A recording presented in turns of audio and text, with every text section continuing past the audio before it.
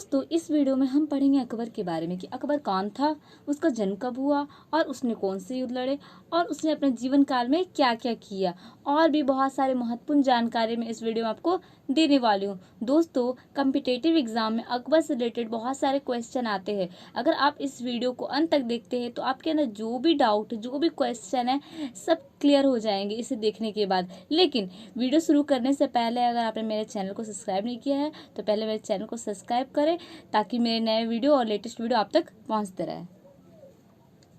अकबर का जन्म सन 15 अक्टूबर 1542 ईस्वी को पूर्णिमा के दिन अमरकोट के राणा विशाल के महल में हुआ था।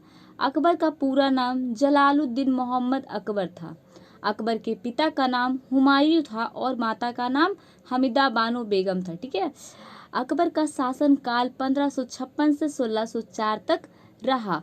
अकबर मुगल वंश का तीसरा शासक था। कितने नंबर पे था? थर्ड था। ठीक है दोस्तों, इतिहासकारों के मतानुसार अकबर के जन्म के समय हुमायूं की स्थिति अच्छी नहीं थी, क्योंकि उसके पिताजी हुमायूं शेर खां से पराजित हो गया था। अकबर की शुरुआती जीवन बहुत ही कठिनाइयों से बीता। क्यों बीता दोस्तों? क्योंकि हुमायूं शेर खां से जब उनका युद्ध हुआ था, हुमायूं बुरी तरह हार चुका था उससे, जिसे भारत से हुमायूं को निकाल दिया गया था। ये वही समय था जब मुगल वंश पे ब्रेक लग गया था। जिस समय अकबर का जन्म हुआ तब उस समय हुमायूं की स्थिति बहुत ही खराब थी। चलिए आगे देखते हैं दोस्तों। जब उनका जन्म हुआ तो उनके पिताजी के पास कुछ नहीं था उनका जन्मोत्सव मनाने के लिए। ठीक है, मात्र एक कस्तूरी थी जिसको तोड़कर हुमायूं ने अपने सरदारों में बांट दिया। ठीक है। 1551 ईस्वी में अकबर को गजनी की सूबेदारी सौंपी गई जब वो मात्र 9 साल के थे। 9 साल की ही उम्र में उन्हें गजनी की सूबेदारी सौंप दी गई थी। हुमायूं की मौत की खबर सुन के बैरम खान ने गुरदासपुर के निकट कल्लानौर में अकबर का राज्याभिषेक करवा दिया। ठीक है दोस्तों, राज्याभिषेक के समय अकबर की उम्र मात्र 13 वर्ष 4 महीने की थी। अकबर तैमूर वंश और मंगोल चंगेज खां वंश से संबंधित है। तो कैसे संबंधित है? क्योंकि बाबर की पत्नी चंगेज खां से संबंधित थी और बाबर तैमूर वंश से। तो दो महान शासकों का खून था बाबर में। ठीक है दोस्तों, बादशाहों में अकबर ही ऐसा बादशाह था जिसे हिंदू मुस्लिम दोनों वर्गों को बराबर प्यार और सम्मान दिया। मुगल वंश में ऐसा कोई सम्राट नहीं हुआ अकबर जैसा जिसने हिंदू मुस्लिम को बराबर दर्जा दिया हो। ठीक है दोस्तों, इसलिए शायद प्रजा भी उनसे बहुत प्यार करती थी। आगे बढ़ते हैं। उनमें हिंदू मुस्लिम संप्रदायों के बीच की दूरियां कम करने के लिए दिन ए इलाही नामक धर्म की स्थापना की। अकबर यही हमेशा सोचता था कि हम कैसे हिंदू और मुस्लिम संप्रदायों को एक करें, तो उसने दिन ए इलाही धर्म की स्थापना की ताकि हिंदुओं और मुस्लिमों के बीच जो भी दूरियां हैं वो मिट सके। अकबर ने हिंदुओं पर लगने वाला जजिया कर भी समाप्त कर दिया। तो दोस्तों जजिया कर होता क्या है? जजिया कर गैर मुसलमानों से जो कर वसूला जाता है उसे जजिया कर कहते हैं। अकबर ने 1562 ईस्वी में दास प्रथा पर रोक लगा दी। ठीक है दोस्तों, क्या की? 1562 ईस्वी में दास प्रथा पर रोक लगा दी। तो दास प्रथा क्या था? जब दो पक्षों से युद्ध होता था, एक हार जाता था, उसे गुलाम बना लिया जाता था, बंदी बना लिया जाता था, तो उसी को अकबर ने समाप्त कर दिया। ठीक है दोस्तों, 1571 ईस्वी में अकबर ने फतेहपुर सीकरी को अपनी राजधानी बनाई। तो ये बहुत इंपॉर्टेंट क्वेश्चन है, देखिए दोस्तों। ठीक है, 1571 ईस्वी में कहाँ पे अपनी राजधानी बनाई? फतेहपुर सीकरी को अपनी राजधानी बनाई। अकबर ने सती प्रथा पर रोक लगाने का भी प्रयास किया और विधवा विवाह को प्रोत्साहित किया। तो सती प्रथा क्या होता है दोस्तों?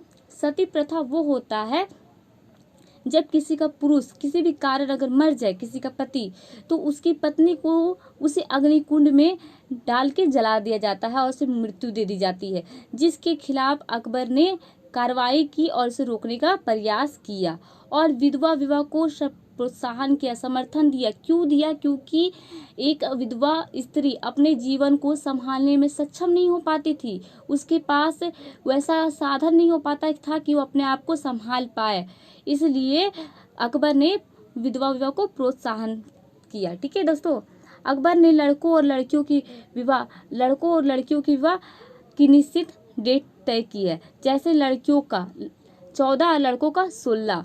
तो लड़कों का 16 किया है और लड़कियों के 14। इसलिए किया क्योंकि उस समय कम उम्र शादी हो जाया करता था, जिस कारण लड़कियां की मृत्यु हो जाती थी। ठीक है दोस्तों, कम उम्र में शादी होने के कारण लड़कियों की मृत्यु हो जाती थी और अकबर इस बात में हमेशा विचार करता रहता था कि मैं कैसे इसे दूर करूं। इसलिए अकबर ने लड़कों की 16 वर्ष और लड़कियों की 14 वर्ष शादी की उम्र तय कर दी। ठीक है, अकबर ने 1575 ईस्वी में सिकरी में इबादत खाने की स्थापना की। फतेहपुर सिकरी में अकबर का बुलंद दरवाजा बनाया गया। तो ये क्वेश्चन बहुत ही इंपॉर्टेंट है, कॉम्पिटेटिव एग्जाम में आते हैं। बुलंद दरवाजा कहाँ बना? तो फतेहपुर सिकरी में बना। और किसने बनाया? तो अकबर ने। ठीक है दोस्तों, चलिए आगे बढ़ते हैं। अकबर की मृत्यु 27 अक्टूबर 1605 में हुई थी। फतेहपुर सिकरी की आगरा में हुई थी। अकबर को आगरा के निकट सिकंदरा में ही दफना दिया गया। अकबर का किला आगरा में भी बनाया गया था। अब चलिए हम आपको अकबर के कुछ 9 रत्नों के बारे में बताते हैं। अकबर के 9 रत्न थे: अबुल फजल, बीरबल, तानसेन, मानसिंह, फैजी, टोडरमल, अब्दुल रहीम खाने खाना, मुल्ला दो प्याजा, फकीर अजुद्दीन। ठीक है, ये उनके 9 रत्न थे। चलिए आगे बढ़ते हैं दोस्तों। अकबर ने अपने शासनकाल में 2 युद्ध लड़े। पानीपत का दूसरा युद्ध 1565 ईस्वी में अकबर और हेमू के बीच लड़ा गया। तो मैंने पहले वाली वीडियो में बताया था कि बाबर ने पानीपत का प्रथम युद्ध किया था और अकबर ने द्वितीय युद्ध। ठीक है दोस्तों, और दूसरा युद्ध अकबर का हल्दी घाटी का युद्ध था, जिसमें अकबर और पृथ्वीराज चौहान के बीच में लड़ा गया था और अकबरनामा फारसी भाषा में लिखा गया था। और अकबर की मनपसंद शैली नस्तलिक थी। अकबर की 7 पत्नियां थी। कितनी? तो दोस्तों कितनी पत्नियां थी? 7। चलिए आगे बढ़ते हैं दोस्तों। 7 पत्नियों के हम नाम देखते हैं, जैसे सलीमा बेगम, रुकैया बेगम, जोधाबाई, बीवी दौलत साद, कसीना बानो, गोहर उन्निसा, बकरी बेगम। ठीक है दोस्तों, चलिए अब उनके बेटों के नाम देखते हैं आगे हम। अकबर के 3 बेटे थे। कितने थे दोस्तों? 3। जहांगीर, मुराद मिर्जा, दानियाल। सबसे बड़ा बेटा उसका जहांगीर था। ठीक है दोस्तों, चलिए आगे बढ़ते हैं। अकबर की मृत्यु का कारण उसके नवरत्न अबुल फजल के मृत्यु से हो गई थी। ठीक है, उसके पुत्र जहांगीर अकबर के प्यारे अबुल फजल का षड्यंत्र द्वारा मरवा दिया गया था। अबुल फजल कौन था दोस्तों? अकबर का 9 रत्नों में से एक रत्न था। अकबर उससे बहुत प्यार करता था, लेकिन उसके पुत्र अकबर के पुत्र ने जहांगीर ने षड्यंत्र के द्वारा अपने ही पिता के प्रिय अबुल फजल की षड्यंत्र द्वारा हत्या करवा दी। ठीक है, और उसका पुत्र हमेशा अपने पिता के बारे में खराब सोचा करता था और विरोध करता रहता था। पहले अकबर चाहता था कि मेरा बेटा मेरा उत्तराधिकारी बने, लेकिन धीरे धीरे यह इच्छा समाप्त हो गई। लेकिन अचानक तबीयत खराब होने के कारण अकबर की मृत्यु हो गई। लेकिन मृत्यु होने से पहले अकबर ने अपने बेटे को सम्राट घोषित कर दिया, क्योंकि अकबर अपने बेटे से बहुत ही प्यार करता था। ठीक है दोस्तों कैसा लगा ये वीडियो? क्या ये वीडियो आपको वाकई अच्छा लगा? आपके साथ क्या आपके फ्रेंड्स फैमिली मेंबर्स को हेल्प कर सकता है? तो प्लीज़ व्हाट्सएप पे जाइए और इस वीडियो को लिंक अपने फ्रेंड के साथ शेयर कीजिए।